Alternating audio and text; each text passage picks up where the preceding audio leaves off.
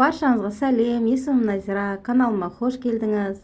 Бүгін осындай бір күшті бір таңғы астың рецептісімен бөліскім келіп отыр сізбен. Бұл тағамды жасау үшін көп нәрсе қажет емес. Үйіңіздегі бар азық-түлікпен жасай салуға болады. Бар болғаны лаваш болса болды. Ар жағында жұмыртқа, мен бұл жерде сарделке қостым. Сарделкенің орнына бір үйіңізде піскен ет болса, соны қоссаңыз да болады. Мен бұл тағам жасау үшін 4 жұмыртқаны қайнатып пісіріп алдым. Ең алдымен сосын сарделкені осылай бәрін көбіктеп, майдалап, турап, бір ыдысқа салып, петрушка қостым. Петрушканың орнына жаңағы укроп болмаса тағы бір көкпияз сондай қоссаңыз болады. Сосын кішкене майонез, жарты шай қасық тұз, жарты шай қасық қара бұрыш. Сосын осының бәрін жаңағы лаваштың ішіне салып, әдемілеп ораймын.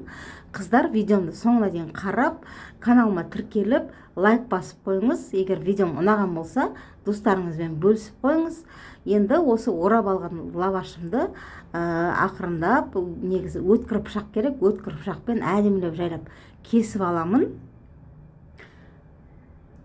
Осылай кесіп алыңыз да, сосын 2 жұмыртқаны бір ыдысқа жарып жіберіп, жақсылап араластырып, сосын тағы қызып тұрған табадағы майға кесіп алған лавашты, дайындап алған рулетімді осы жұмыртқаға аунатып алып, қайнап тұрған майға әдемілеп тұрып қуырып аламын.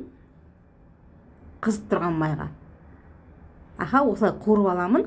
Ой пікірлеріңізді комментарий бөлімінде қалдырып қойыңыз, я? Мінекей, керемет таңғы ас. Жылдам, тез арада бір жарты сағатта дайын болатын таңғы ас қой.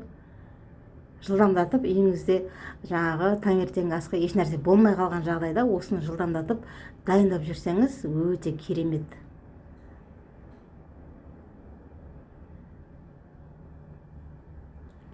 Мінекей, мен таңғы асым дайын болды. Осылай менімен бірге міндетті түрде жасап көріңіз. Каналыма тіркеліп, лайк басып, комментарий жазып қойғаныңыз үшін сізге көп рахмет. Менің каналымнан алыстамаңыз.